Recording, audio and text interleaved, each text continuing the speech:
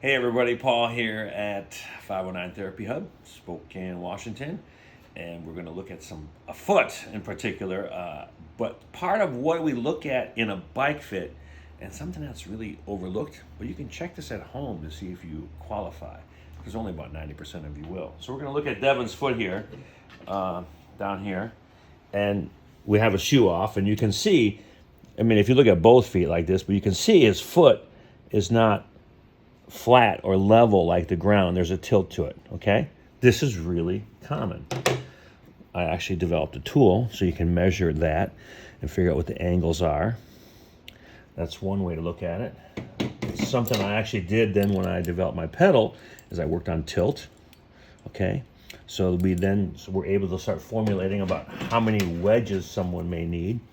And what we need to do, you got to remember the pedal's flat. We got to fill in that gap. So here's some wedges. And that's what they do is they fill in that gap. We'll put them on a shoe. And then we put them underneath a cleat.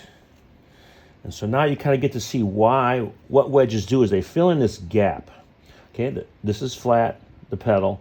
The foot's tilted. We often have a little more pressure on the outside. And what wedging does, it helps you stay a little bit more in your neutral or natural position the way you are, rather than forcing you into the pedal like this. A little brief, quick history of some of the tools I did, but what's reality today? You can check this at home. Have a friend do this, maybe put a book across the bottom of your feet. You can say, well, geez, I do often have a lot of pain or discomfort on the outside of my foot. And then you look at this and go, yeah, that makes sense. That is something that we are emailed almost every day around the world. Somebody has pain or discomfort on the outside of the foot, so don't feel alone.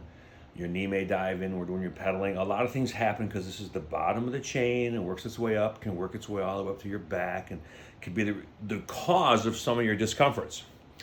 So make sure when you're getting a fit, make sure your fitter takes a look at that. And again, you can always check at home to see if you have that tilt. If you have any questions, just let us know.